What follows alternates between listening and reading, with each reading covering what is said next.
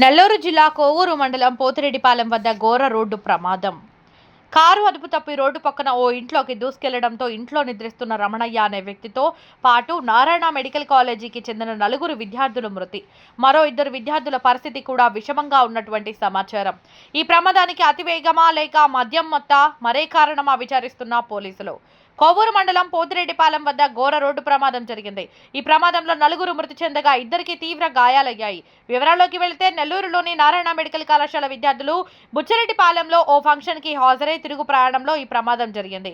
Pothireddipalem petrol bunk వద్ద car గుట్టపైకి ఎక్కడంతో అదుపు తప్పి ఇంట్లోకి దూసుకెళ్లింది.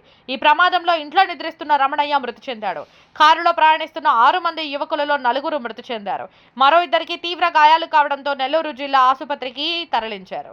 సమాచారం అందుకున్న పోలీసులు ఘటనా స్థలానికి చేరుకొని దర్యాప్తు చేస్తున్నారు. పోతిరెడ్డిపాలెం అదల్లా హెచ్పి పెట్రోల్ బంక్ మూసేసింది.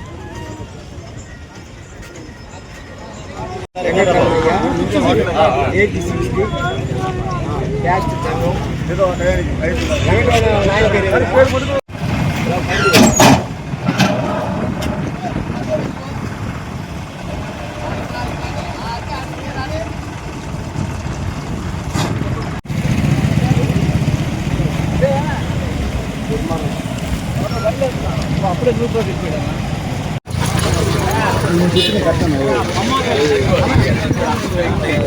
దెబ్బలా ఏమన్నా ఆడమనికి ఇంట్లో లేదా? అవే ఒక్కడే. ఆయన ఎక్కడ ఉన్నాడు? కొట్లోనా ఇంట్లోనా? ఇల్లు అది ఆపేది అదే షాపు అదే ఇల్లు సార్.